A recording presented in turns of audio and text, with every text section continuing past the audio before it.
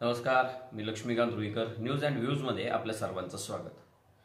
मराठा समाजाला आरक्षण मिळावं या मागणीसाठी अंतरवली सराटी या गावामध्ये मनोज जरांगे पाटील पुन्हा एकदा उपोषणाला बसलेत.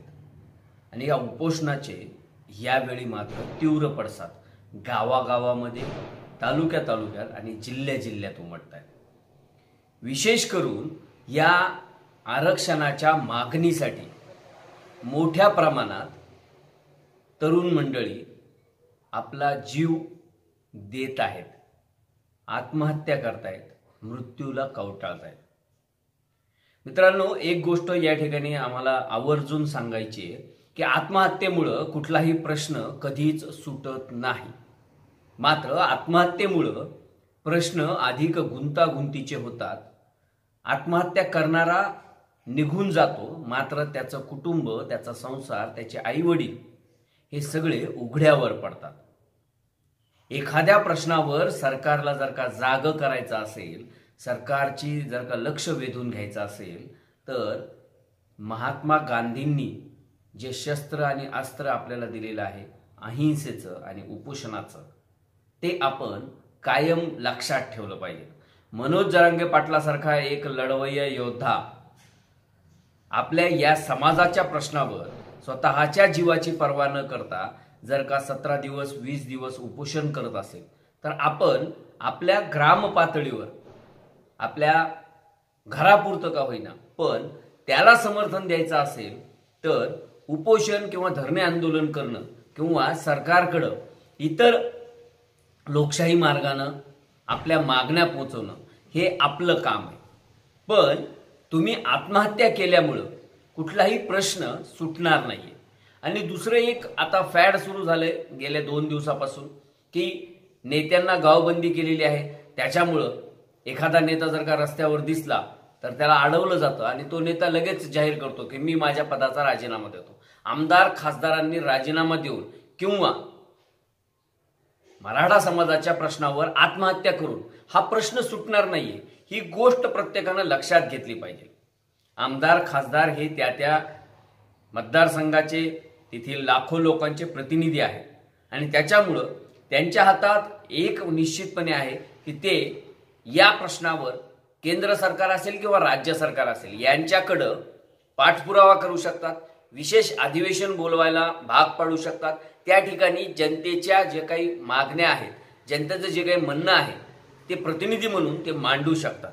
पण तेच जर का राजीनामा द्यायला लागले तर हा फक्त जनतेच्या भावनाशी खेळण्याचा प्रयत्न आहे की आम्ही एका प्रश्नावर, आमच्या समाजाच्या प्रश्नावर आम्ही आमचं पद त्यागलं, आम्ही आमदारकी खासदारकीला लाथा मारल्या.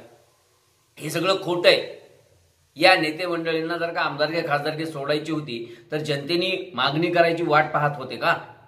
इतक्या वर्षात म्हणजे 80 पासून हा प्रश्न भिजत पडलेला आहे. आजपर्यंत या प्रश्नावर राजकारण्यांनी फक्त राजकारण केलं आणि त्यामुळेच आमची या माध्यमातून सगळ्यांना एक सांगणं आहे, तुम्हाला आंदोलन करायचंय, लोकशाही मार्गाने आंदोलन करा.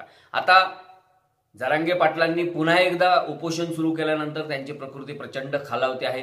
त्यांनी छत्रपती संभाजीराजे असतील किंवा वेगवेगळे महाराज असतील यांच्या म्हणण्यानुसार 1-2 वेळेस पाणी घेतलं, त्यांचा मान राखला. मात्र आता त्यांनी पाणी आणि औषधोपचाराला देखील नकार दिलेला आहे.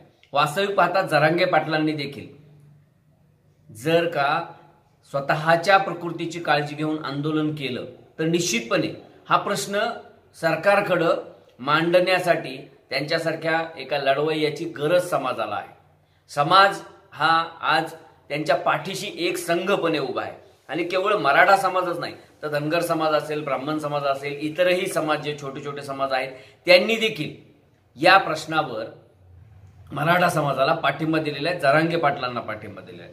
त्यामुळं जरांगे पाटलांनी देखील अशा पद्धतीनं अगदीच टोकाचं पाऊल उचलायचंय किंवा टोकाची भूमिका घ्यायची असं न करता कुठंतरी चर्चेची दारं खुली ठेवली पाहिजे. दोन्ही म्हणजे सरकार आणि उपोषण करते, आंदोलन करते यांच्यामध्ये जोपर्यंत चर्चा होत नाही, वेगवेगळ्या बैठका होत नाही, तोपर्यंत कुठल्याही मुद्द्यावर, म्हणजे मराठा आरक्षण हाच मुद्दा नाही तर कुठल्याही मुद्द्यावर तोडगा निघू शकत नाही. आणि आता म्हणजे जरांगे पाटलांनी गाव पातळीवर उपोषण सुरू करा, गावबंदी करा, गावामध्ये नेत्यांना पुढाऱ्यांना येण्यास बंदी करा, त्यानंतर गावामध्ये साखळी उपोषण करा, अशा प्रकारचं आवाहन केल्यानंतर आता लोक उत्स्फूर्तपणे त्यांना पाठिंबा देत आहेत. गावागावामध्ये उपोषण सुरू आहेत. महाराष्ट्रातील 500पेक्षा अधिक गावं असतील ज्या गावामध्ये नेत्यांना बंदी केल्याचं आतापर्यंत समोर आलेलं आहे. अनेकही अजून गावं असतील ज्या गावामध्ये पुढाऱ्यांना गावबंदी करण्यात आली. ही लोकशाही मार्गाची आंदोलनं झाली. मात्र मराठवाड्यात विशेषतः बीड असेल, संभाजीनगर असेल किंवा धाराशिवसारखा जिल्हा असेल किंवा लातूरसारखा जिल्हा असेल, या भागामध्ये मोठ्या प्रमाणात मराठा तरुण हे मृत्यूला कवटाळत आहेत, आत्महत्येचा मार्ग निवडत आहेत. आणि तो सर्वात विषण्ण करणारा, धक्का देणारा, मन अस्वस्थ करणारा मार्ग आहे. जरांगे पाटलांनी देखील असं सांगितलेलं नाहीये की तुम्ही आत्महत्या केल्या तरच हा प्रश्न सुटेल. आत्महत्या केल्यानंतर जर का प्रश्न सुटला तर त्याचा लाभ कुणाला मिळणार आहे? तुम्ही तरुण आहात, तुमच्यामध्ये काम करण्याची जिद्द आहे, तुमच्या लेकरा बाळांना शिकवायचं आहे, त्यांचं भविष्य घडवायचं आहे. आणि ते जर का घडवायचं असेल तर तुम्ही जिवंत राहणं गरजेचं आहे. हे या आंदोलकांना देखील जरांगे पाटलांसारख्यांनी किंवा छत्रपती उदयनराजे असतील, छत्रपती संभाजीराजे असतील, यांच्यासारख्या लोकांनी सांगणं गरजेचं आहे. मोठ्या प्रमाणात आत्महत्या वाढलेल्या आहेत आणि ही खूप चिंता वाढवणारी गोष्ट आहे. कारण सहजासहजी माणूस आत्महत्याचा निर्णय घेत नाही. तो पिचलेला आहे, तो गांजलेला आहे, तो वैतागलेला आहे. त्याचं दुःख जर का सरकार समजून घेत नसेल तर या आंदोलकांनी किंवा जरांगे पाटील असतील, छत्रपती असतील, यांनी समजून घेऊन त्याला धीर देणं गरजेचं आहे. आजच्या परिस्थितीमध्ये ज्या मोठ्या प्रमाणात लोक आत्महत्या करण्याचा प्रकार समोर येत आहेत ते अत्यंत दुर्दैवी आहे. महाराष्ट्रामध्ये आपण ज्या छत्रपती शिवाजी महाराज, छत्रपती संभाजी महाराज यांचा वारसा सांगतो, त्या छत्रपतींनी कधीही त्यांच्या राजवटीमध्ये कुणीही आत्महत्या करणार नाही याची काळजी घेतली होती. त्यांच्यापुढे अनेक संकट होती, त्यांच्यापुढे समाज उभा करायचा होता. स्वराज्यासारखी एक मोठी शपथ त्यांनी घेतली होती स्वराज्य निर्मितीची. त्यासाठी ते झटले, लाखो मावळ्यांना सोबत घेतलं. त्यांचा आदर्श जर का आपण डोळ्यासमोर ठेवणार असू तर आत्महत्या हा पर्याय नाहीये. त्यामुळे मित्रांनो, आत्महत्या या आपल्या मनात सुद्धा आणू नका. आत्महत्या करण्यापेक्षा या सरकारसोबत भांडा, नैतिक मूल्यांच्या आधारावर भांडा, लोकशाही मार्गाने भांडा आणि या सरकारकडून आरक्षण हे हिसकावून घ्या, मिळवून घ्या, कारण तो तुमचा हक्क आहे. आणि दुसरी गोष्ट, पुढाऱ्यांना सुद्धा आम्हाला हे सांगायचं, आम्ही जे सुरुवातीला सांगितलं, राजीनामे वगैरे देण्याचं नाटक करू नका. राजीनामे न देता या सरकारला सरकारमध्ये बसून सरकारच्या मांडीला मांडी लावून हा प्रश्न तातडीनं कसा सुटेल यासाठी प्रयत्न करा. धन्यवाद.